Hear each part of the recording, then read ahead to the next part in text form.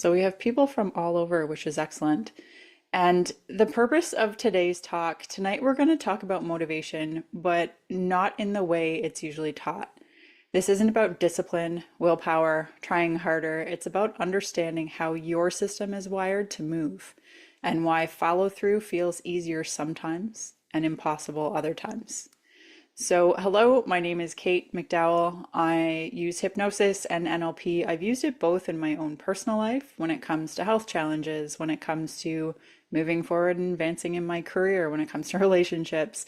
Basically, NLP is all about communication with yourself and the people that you're around. And it makes a really big difference to understand how your system works, how your mind works, because it just gives you more flexibility when it comes to making different decisions. And so I started this group like not even a month ago, and it's exciting to see how many people have jumped on and joined, which is really cool because my goal is to have some really interesting conversations. And so tonight we're talking about motivation.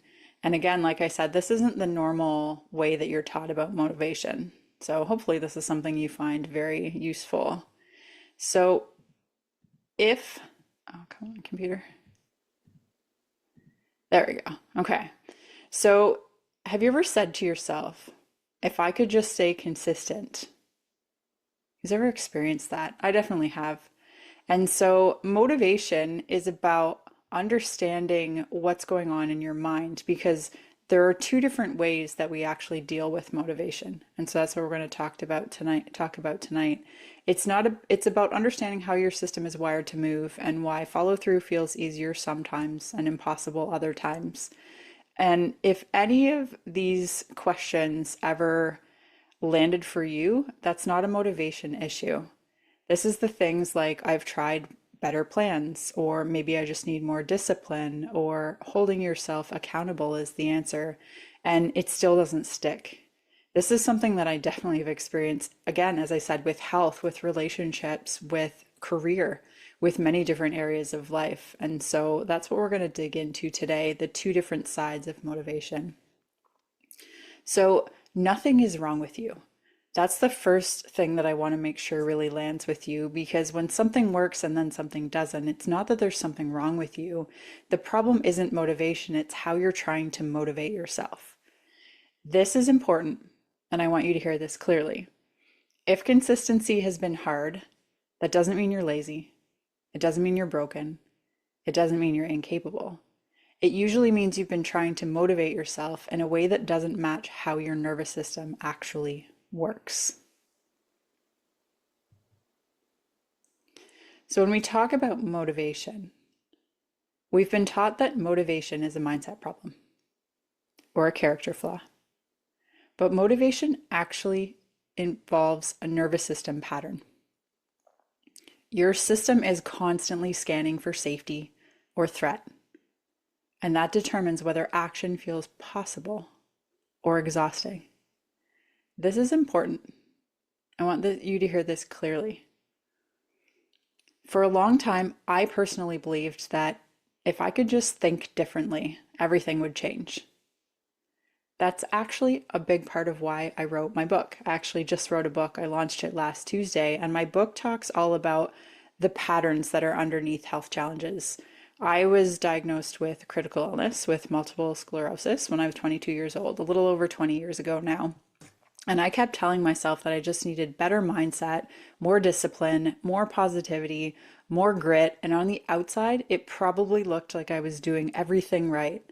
But inside, everything felt heavy, forced, exhausting.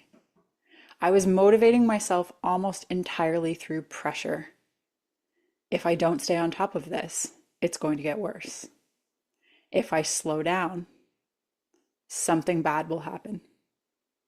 If I stop pushing, I'll lose control. And it worked. Until it didn't. Eventually, my body stopped responding the way it used to.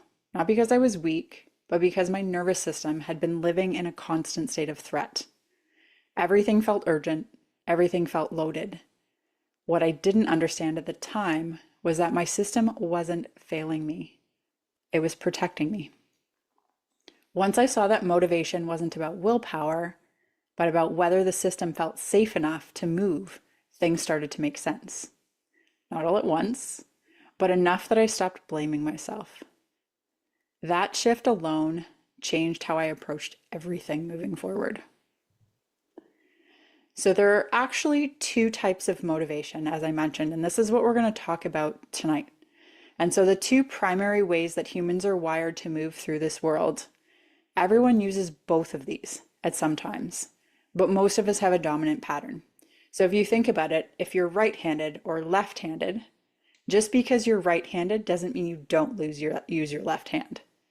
This is very similar when it comes to motivation. We have towards pleasure and we have away from pain motivation. Everyone uses both of them, but most of us have a dominant pattern, and neither one of these is bad. Problems only happen when we try to force ourselves to use the wrong one. So let's talk about away from motivation first. Away from motivation, I work with a lot of clients when it comes to health-related challenges. I work with lots of women in their 40s who are really frustrated because they've tried everything and nothing's working anymore. And the most common thing that I hear is, I've tried everything and nothing's working. And we get to the point where it's like everything is going by force. If I only could have no more symptoms, if I only could have no more weight gain, if I could have no more cravings, all of these are away from pain motivation factors. Away from motivation is driven by avoiding pain, problems, negative outcomes, and it sounds like I can't let things get worse, or I have to fix this now.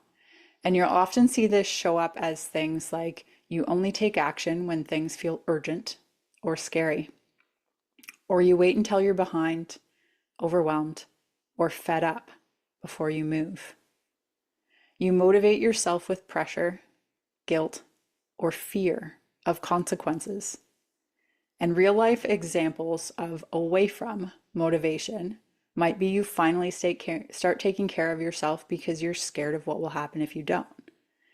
You push through work. You push through work because you don't want to disappoint anyone. Maybe you clean, organize, or reset only when things feel out of control. This pattern is incredibly effective in short bursts.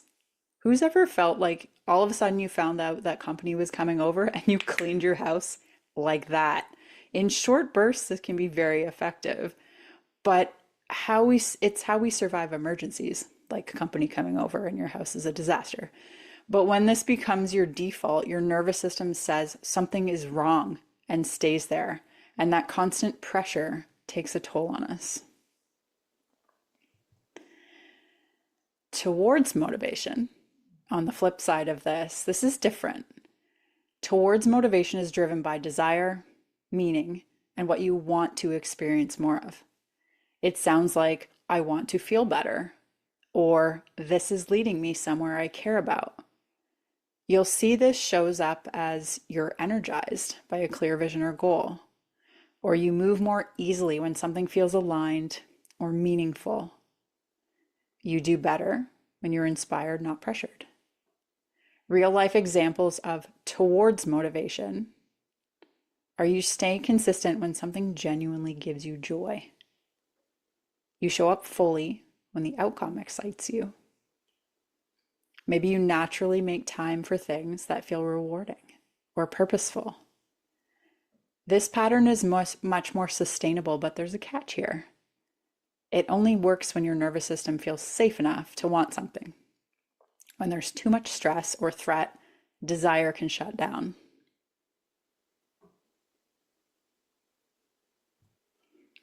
All right. So here's where most people get stuck. We use towards and away from at different times in our life, but where people mostly get stuck is when they use away from motivation to try and create long-term change. They tell themselves things like, I shouldn't still be struggling with this. I need to get my act together. If I don't push, nothing will happen. But pressure doesn't create sustainable movement. Pressure creates resistance. And that resistance might look like procrastination, avoidance, starting strong and then stalling, needing more and more urgency to get moving. This isn't self-sabotage. It's not a character flaw. It's your nervous system saying this doesn't feel safe anymore. And once you see that, the conversation changes. We stop asking what's wrong with me and start asking what does my system actually need? Right now, my computer actually needs to cooperate. There we go. Okay. So now we're going to get kind of interactive with this. Let's make this personal. We're going to make this real for you. So what I want you to do is think of one thing you're trying to be consistent with right now, just in your mind. You can share it in the chat. Amanda's going to block the people that, yep. You can share it in the chat, or you can just think of it in your head. And this can be something that's health related. It can be work, habits, boundaries. I've had people that it's biting their nails. Maybe it's changing your nighttime snacking habits, routines. What is one thing that you want to work on? Yep, this is why we have a VIP or a co-pilot here taking care to make sure that it keeps the community safe. All right, so now that you have that in mind, that one thing that you want to work on and that you'd like to change your motivation towards, notice what you say to yourself to get moving. Not what you should say, what actually comes up.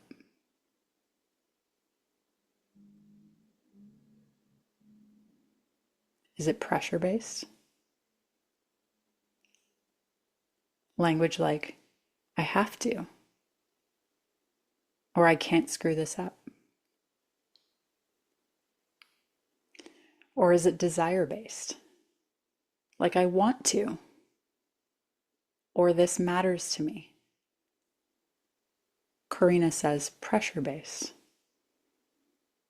Many people will go that way. And as I said, when it's something that's emergency or something that needs to happen right now, we often do that. And it's just understanding how sometimes this works, but when it's long term, it can get in your way. I'll do it later. That's another one as well that comes up. So which one of these sounds more familiar to you? Away from or towards? There's no right or wrong answer here. This is about awareness, not about fixing anything. Exercise, yeah. It matters to me that I drink more water, but I don't. And that's common. Many people get in that cycle. And it's what is the motivation that's making it matter to you, or what are you saying to yourself when you think of I don't drink the water? What's holding you back? Desire-based. Really want to get back into regular exercise. Excellent. So what happens when it's time to exercise? That's an interesting one, Betty Boop. What do you say to yourself when it's time to exercise? This is where we get into strategies with clients with the NLP thing, because the way we do one thing is the way we do everything. And many times something will trigger us on the outside, and then we talk to ourselves in our minds, and then it leads to an emotion, which leads to doing the same behavior over and over again. We call them problems, we call them symptoms, we call them anything. And this is where this set of strategy will go over and over again. It's like lighting the wick on a dynamite, and you rip through those things a gazillion times in your lifetime until you start to notice them, and then you can change them. Something else is more important. That's a common one too, right? How many times do we do things for other people and we stick to them when it's for someone else? But when it's for ourselves, other things can often get in the way. All right, try not to get too sidetracked here. So this is like some key insight for you to start to take a look at and understand. The nervous system decides if action feels safe. And so often when it's putting everyone else's needs before our own, this very much was my experience with health things in the past. I grew up in a family where I felt it was my responsibility to suppress my needs to take care of other people. And so I did this for my lifetime. It will be 44 years old this year. And so I've done this for many years. And eventually my health and my body was like, we can't do this anymore. So it's good to notice the patterns that come up for you and the things that you're doing and to start to kind of check in with that and think, all right, are there ways that I can still like fulfill the same needs that I've been doing before, but then in a way that's more beneficial to me as well? And so when your system feels threatened, it blocks follow through to protect you. It's not trying to hurt you, harm you. It's hurt and harm. You can't squish them together. It doesn't work. It's not trying to harm you. It's trying to protect you in some way. It's not sabotage. It's protection. If the nervous system decides that action feels safe or not, when it feels threatened, it slows you down, it distracts you, or it shuts things off. And again, it's not failure, it's protection. Once you see that, the guilt, the shame starts to dissolve because you're not doing this just to cause problems for yourself. So what if follow through felt easier when it comes to drinking water, when it comes to exercising? I saw a bunch of sign up for a gym class and then the brain rationalizes tomorrow, right? What if we could make follow through feel more easy? What if it wasn't about pushing harder, but about aligning with how your system actually works? When motivation finally matches how you are wired, things feel different in a way that's hard to describe until you've experienced it. There's less self-judgment running in the background. You're not constantly asking yourself, what's wrong with me? Or why can't I just get it together? You stop living in that cycle of starting strong, falling off, then needing to hype yourself up again just to try one more time. Instead of stopping and starting, things become steadier, not perfect, not intense, just more consistent. You have more clarity about what actually matters to you. You don't need to force motivation because it's coming from the right place.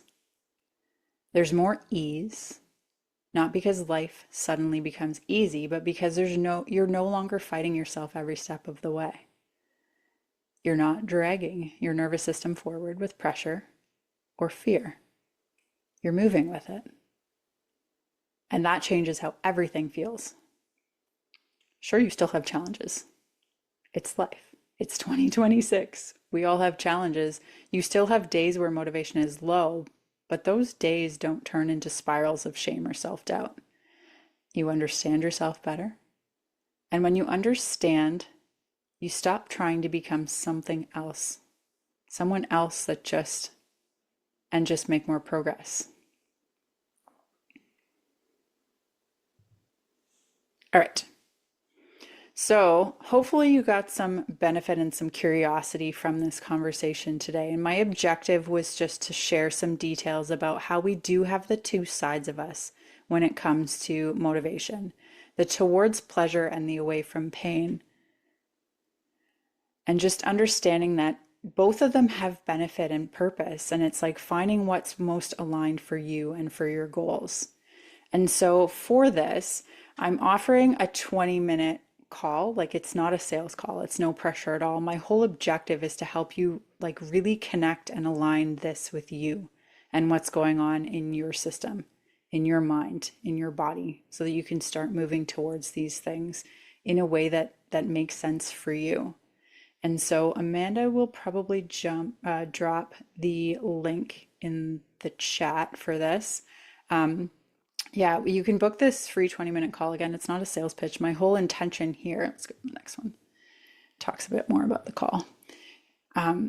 If tonight helps you see yourself differently and you're curious how this applies specifically to you, I offer this free 20-minute call. It's a short, supportive conversation where we look at how this pattern shows up in your life and what your nervous system is responding to. There's no pressure here. Some people book because they want clarity. Some just want to talk it through. If it's helpful, great. If it's not, that's okay too. So the link is in the chat if you're interested in that. And then I also do have a resource for you. It's like a free guide. I think it's 8 pages, and it's just a bunch of reflection questions to ask yourself to just notice where there are areas that you are motivating towards pleasure and where you're motivating it away from pain. And when you can start to align those with what's going on in your world, it's really cool what starts to show up, because many of us will do this without even thinking about it. Our mind is interesting because we have our conscious mind, which responds to what we see, what we hear, what we feel, what we taste, and what we smell. Less so, but also. And then we have our unconscious mind. And as human beings, the unconscious mind controls 90 to 95% of what we do on a daily basis. Hence, I mentioned the strategy. It's like lighting the wick on the dynamite, and you rip through these strategies, and we do them over and over and over again until we start to recognize, oh, I did something that didn't work getting me towards the goal I wanted to. And this is where change can start to happen. So, the reflection document, yeah. If you're interested in the worksheet, the link is in this slide, or Amanda's going to drop this one in the chat as well. I don't see the chat. Betty Boop, the link should be above where you commented. I don't see the chat. If you're having trouble finding it, you can send me a private message with your email, and I can get the link to go grab this guide for you as well. But again, it's like, I think it's about 8 pages, and the whole point is reflection and starting to realize where you're responding different ways, and then that's when change can start to happen. Yeah, so thank you, everyone. This went way shorter than I expected it to, which is fine. This is my first time running a meetup, but there will be more coming up in the future as well. The goal is to do these monthly because these are conversations that I love having, and it's really cool to see when people start to experience change from starting to tap into their own self, how they function, how they show up in the world, and then the responses are really neat. So I'm certified hypnotist, certified NLP practitioner, master practitioner, actually. And this is something that has changed my life in so many ways. It's changed the lives of my clients, and it's in all levels of your life, which is really cool. So I'm going to open this up for questions. If anyone has any questions, I'd be more than happy. You can they unmute themselves, Amanda? Not yet. So in a moment, you will be able to unmute yourself if you have any questions. What is the name of your book? My book is called Standing Somewhere New. Great. Thank you. There we go. So the push-pull, I would like to learn more about that. I just wanted to say you were phenomenal. I've been studying about brains for as long as I can remember, and this is the first time I've heard about that. Amazing. So as in, like, I've talked myself out of psych wards, not a proud statement, but so I've signed up for it because I would love to learn more about it. Is it something that we can learn to, because you said it, but I'm 55, so my lines in my brain are a little deeper, but is it something we can retrain our brains to do? Because I often operate in the pushing away from the, oh, I need to get this done panic mode, and it's really detrimental. Yeah, I think at any age, it's something that we can work with. Like I recently referred my mom to another NLP practitioner because I will not work with family. And the changes in her from this experience has been huge, and she's in her 70s. So when you make the decision and the choice that you want to learn something different and you want to start shifting in a different direction, it's making the choice that you're open to that and that you want to explore that. So yeah, it's fascinating stuff, and it's really cool to see. Like well, Amanda works with clients too, and it's like we've worked with people into their 70s, 80s. It doesn't really matter how old you are. It's like rewiring things. And it's like if you think about if you drove on a 4-lane highway or an 8-lane highway over and over and over again, and you leave your house and you go the same way all the time, and then tomorrow you decide, you know what? I'm going to go down this dirt road. The first time you go down the dirt road, it feels rocky and bumpy and not comfortable. But the more and more that people start driving there, it's probably a better metaphor to say like walking on a path that's like a dirt path, and you walk on it over and over, and eventually it becomes comfortable and easy and natural. And so, yeah, I mean, there's not really limitations when it comes to changes that can happen. It's beautiful that you're open to it. That's step one. in my opinion. Thank you. I look forward to our meeting on Monday. Wonderful. So this is Betty Boop. Hi, Betty. Can you hear me? Mm-hmm. Okay, so I'm trying to understand. So if I want to move towards my Mm-hmm. motivation pattern, and you were saying that that's like I'm driven by desire and outcome. I want to feel this way. I'm energized, and Yeah. it's sustainable. So I used to be a fitness nut. Like absolutely loved being fit. It was great. So COVID hit, then you couldn't go to the gym anymore, and Mm-hmm. that was crazy big change for me. And then my husband became unwell. But I always tried to do something even at home because I knew I had to keep myself fit to Yeah. take care of him. He passed. And I know I want to get back there. I have that desire. I'm energized to do it. But so how do I move towards that? I sign up for a class and then I rationalize right out of it. Oh, tomorrow. Mm-hmm. Oh, I got to go and do this instead. But I want to do it. I have the desire and I know what it's like because I've lived it. Yeah.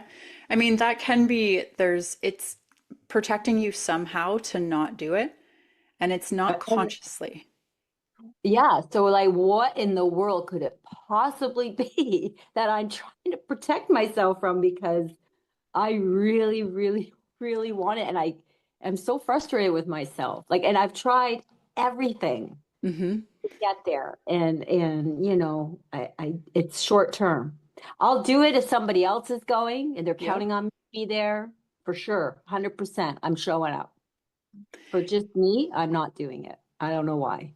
It could be a strategy thing too. As I said, like we've got so something will trigger you from outside. Maybe it's like you see this thing that you do every day or whatever it is that says to you, like, oh, I shouldn't do this. And then we have the self-talk of, oh, I'll start tomorrow. And then the emotion comes up of like frustration, guilt, sadness, anger, probably not with this one, but some emotion comes up and that leads to doing the same thing over and over. So that's strategies. We'll probably talk about that at some point on these meetups. It's a really Mm. cool tool because you can anchor and you can change the path. Like Is you it can like change that habits? circus. Is he saying strategy meaning like changing habits? Strategy can be Mm. snacking in the evening, can be the end square. My square thing's over there. It can be like snacking in the evening. It can be smoking. It can be biting your nails. It can be like any problem that you're dealing with, even health stuff. This one's a challenging one because I had to realize that why am I doing MS? And essentially, that end box is you are doing avoiding the gym. Why are I'm you totally doing that? sabotaging. Yeah, I'm Mhm. absolutely sabotaging myself. And I'll eat really bad and I know I shouldn't and I don't know what this is. Yeah, So when I saw this come up on Meetup, I'm like, yeah, I need to know this because my willpower is not there. So what is amazing. that? Yeah, Amazing. I Book am at an absolute block. book the 20-minute call. Let's have a conversation about what's going on with you and see how we can get you moving in the right direction. Mm. Cool? Yeah, I'd like to add a little something to that. And Sure. I loved what Betty just said.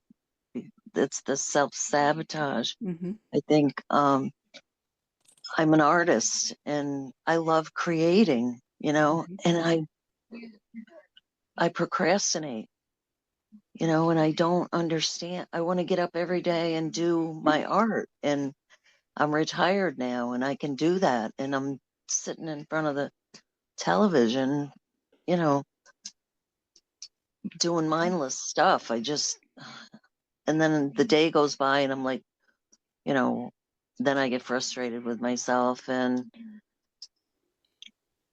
Yeah. I never thought of it as like self-sabotage. I never thought of that. Mm-hmm. It's serving a need in some way, right? And that's well, there's so many layers to this, but that's the end box. I should get the thing because I'm just like painting pictures Yeah. in the air. I just did 3 months of hypnotherapy, Oh, cool. and she kept saying to me that, you know, maybe you're doing that because you're used to feeling this way. Like I had a back surgery like 13 years ago, and they couldn't Hmm. figure out what was wrong with me afterwards, and I couldn't work. And so it's been 13 years, and I haven't been around people because I couldn't get out, I couldn't work. My family wasn't supportive, and um, when COVID hit, it didn't really bother me to not have that interaction with people because I was so used to not having interaction. This is really hard for me too. Like, Hmm. but um, yeah, I make appointments on Meetup and I don't go, and I don't know, it just goes like and it's not that I do it on purpose. I just don't. I don't have the brain to. I don't know, but I'm definitely gonna make a Call? 20-minute call. Yeah, perfect. This This is is like the lighting is really awkward on here, but this is the whole point is like this is the problem. And this is backwards because I can't figure out how to flip the screen when I have everything going, but this is the problem. So this is the binge watching TV. I've been there or scrolling on my phone. This doing is the dishes. feeling that happens before that, the self-talk, and there's a trigger. So the trigger comes up, whatever it is. For me, it's like, oh, I have these tasks that I like know I need to do, but I don't want to do. And so then the self-talk in my mind is like, well, I can just scroll my phone for a few minutes. It's never a few minutes. And that leads to sometimes sadness, sometimes like loneliness, sometimes guilt, but the feeling is what leads to the problem. And then the scrolling starts and it lasts forever. But this can happen with TV. This can happen with snacking in the evening. And often, Mhm. snacking in the evening, it's like we're not even in our bodies when that happens. Many people snack in the evening, they don't even remember what they snacked on. They didn't taste it because it's just like this repetitive movement. The And so vicious it's, cycle. yeah, figuring out, but we can interrupt it and recognizing that that's possible. Cool. Wow. Thank you. You're welcome. There's chat.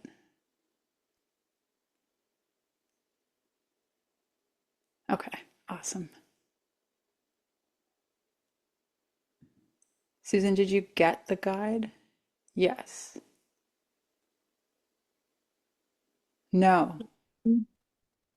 Oh, okay. No, you just have to like fill out the form and then it will be emailed to you.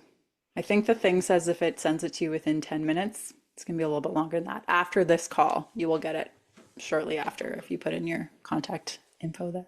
Yeah, thank you very much. You're welcome.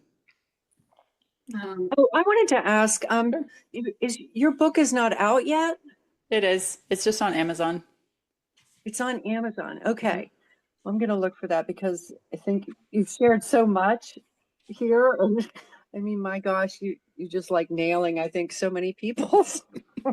I think we're all like kind of the same. This, why can't I drink water? I mean, I know it's good for my health, and it's just crazy, That's the thing is we're all more the same than we realize I as guess. humans, I was right? just gonna say that. That's what's been helpful about this is realizing that it's not You're a not matter of alone. being lazy. It's that we're all probably struggling from a whole bunch of things on top of, we're living in a stressful time right now. But Hmm. I've also noticed one thing, and Kate, I can only say this. I'm also 55, and I just went through a hysterectomy, and that's another thing that I need to take into account. But I didn't want to interrupt, but I just wanted to say I agreed with that so sincerely, that we're all more normal than we realize. And I wanted to say that because that's one of the areas where when I get down is where I beat myself up the worst. Like everybody else is out doing all these things. And it's like, well, apparently we're not. So Right? And social media paints like the good part of everyone's life. So you're on there and you're just like, everyone is doing so much better than me. It's not true. It's we're all struggling our own battles, right? And so the fact that you showed up today and like are committing or participating and stuff is amazing. I just wanted to say this book, so this is more about my MS journey. This is not an NLP book.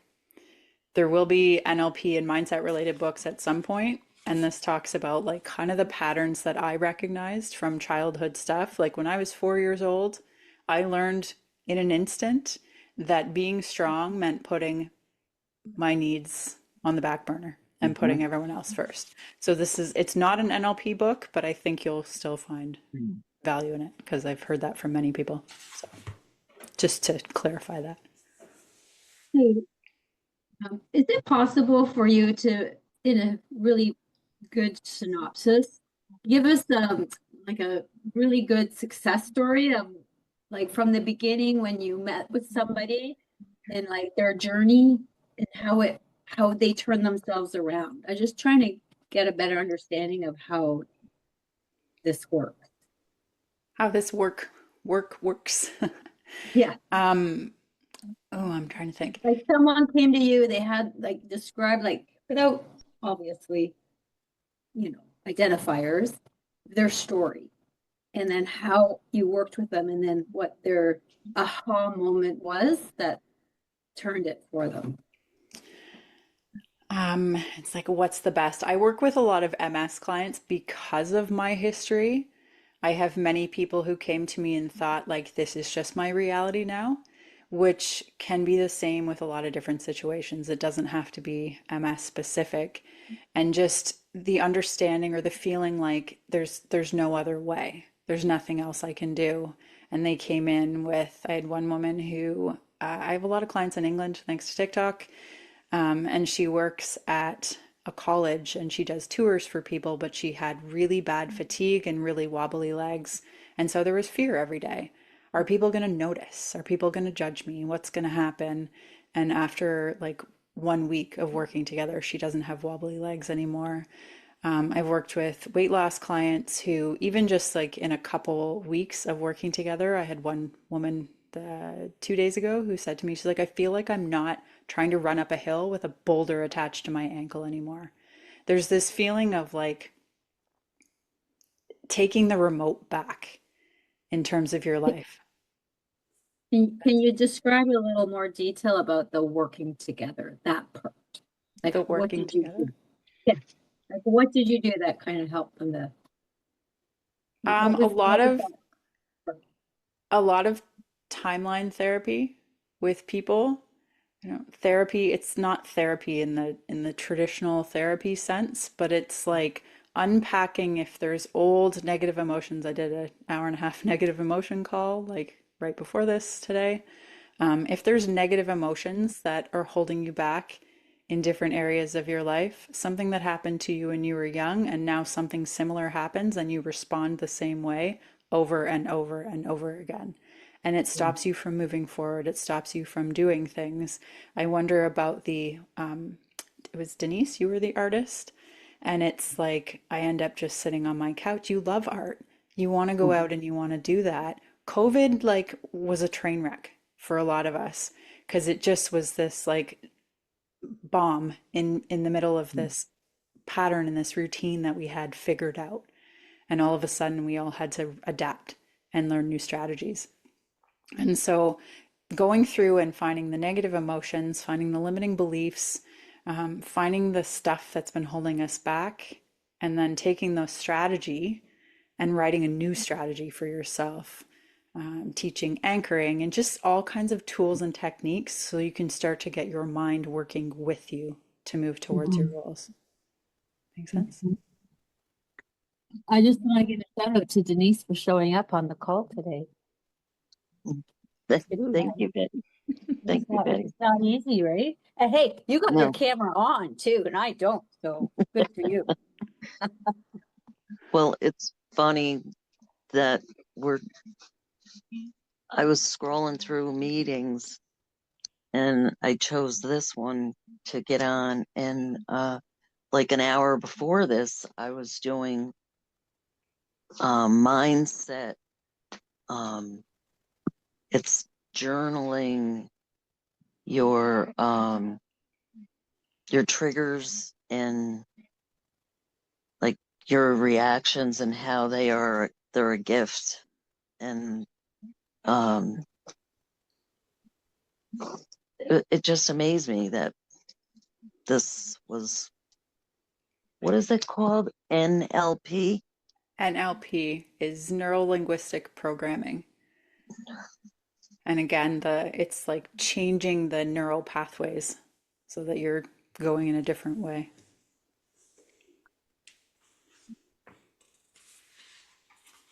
Okay. So, Kate, I have no idea why I can't see the chat or anything, but on Meetup, I think you can send me a message that way. Okay. This is Betty Boop. Yeah, it's better. Okay. I can do that. I don't know how to pronounce your name. Susie? No. Luigi, hello. Hi. So I was wondering if with working with people, well, I know you work one-on-one with people.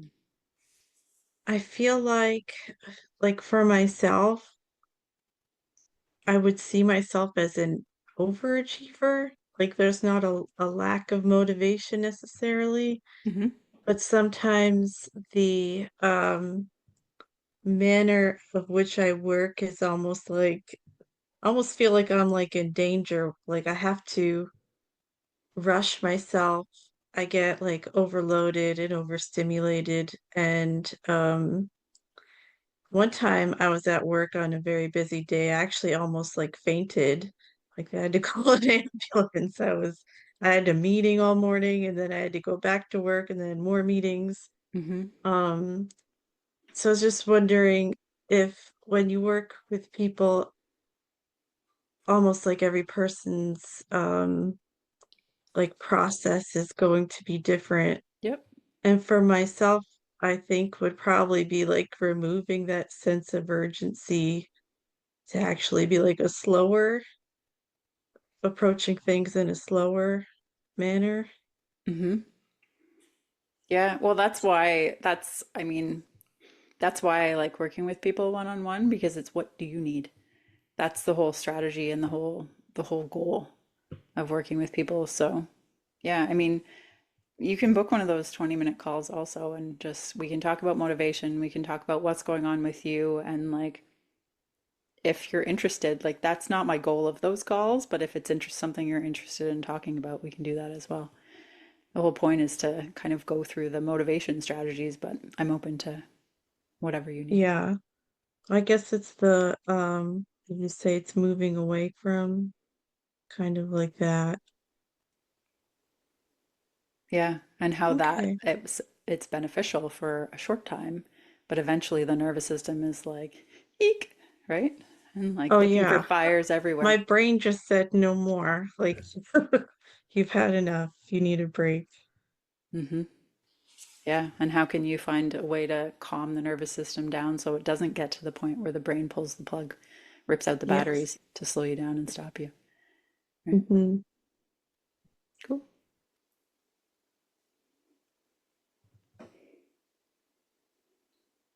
Well, thank you everyone for coming. This was great. I had no idea how this would be, so I'm glad this went so well. And yeah, I already have another one scheduled for February. And then the goal is to continue um, going with them because this is the whole point is to connect with people, right? A lot of people, especially, I mean, I feel it. I work virtually with clients, so I spend a lot of time in this office. But at the same time, it's nice to actually talk to human beings. So these will be back, and thank you so much for being here. Um, Thank you. okay. Bye-bye. Bye. Thanks. Talk to you Monday. Bye. Thank you. You're welcome. Thank you very much. You're welcome. Have a wonderful evening. You too. Thank you, Katie. So just go on that link and then um we can contact you, Mm-hmm. right? Absolutely. Absolutely. Okay. Awesome. Well, have a wonderful evening, everyone, and I'm going to Uh, end the thank, meeting. thank you. Bye.